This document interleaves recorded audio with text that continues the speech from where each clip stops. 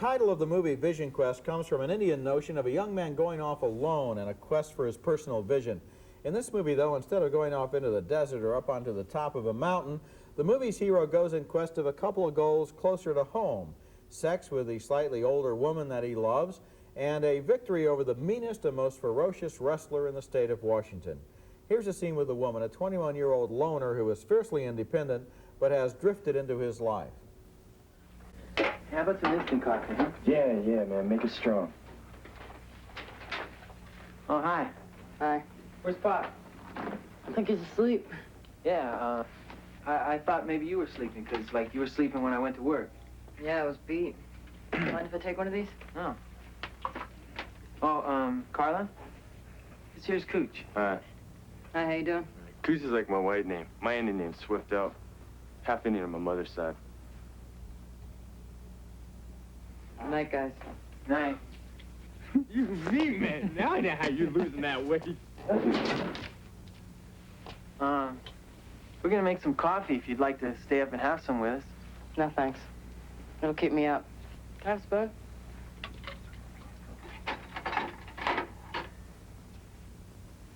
Thanks. Night. Who's that girl? In addition to that woman, he has one other obsession in his life. He wants to win the state wrestling title. The pits. The smell in there isn't even human. You okay? Yeah, why? I heard you fainted.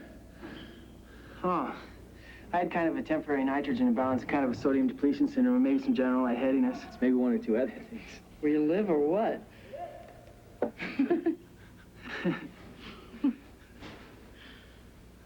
I'm just trying to cut weight, you know? Trying to get down to 168. I don't get it. Why do you want to get smaller and wrestle a small guy? Want to get bigger and wrestle a big guy? Big guys aren't better. 168 happens to be the toughest division in the state. Well, I don't want to see you starve yourself. I mean, you are kind of like a stepbrother or something. What do you mean, stepbrother? What would you call it?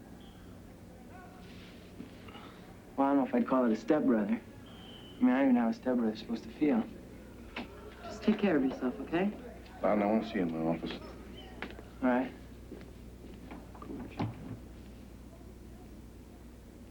I do take care of myself. I'll see you later. At home.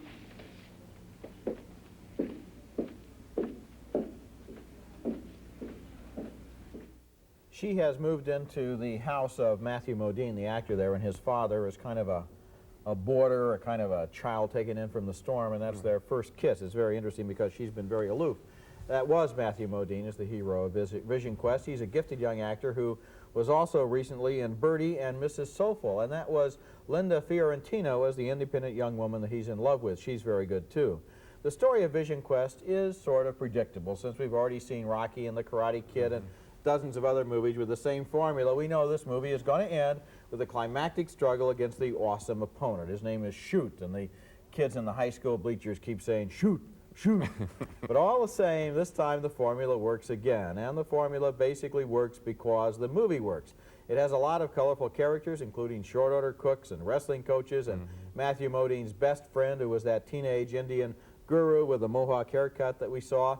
And the movie has a lot of energy and style. I liked it. I liked it too, and I have to credit the dialogue. The script was adapted from a very successful book by Daryl Ponnickson, who wrote one of my favorite films, The Last Detail, and he's done it again. This is, the kid talks there. You could hear him talk in lingo that seems like a very bright kid would talk like.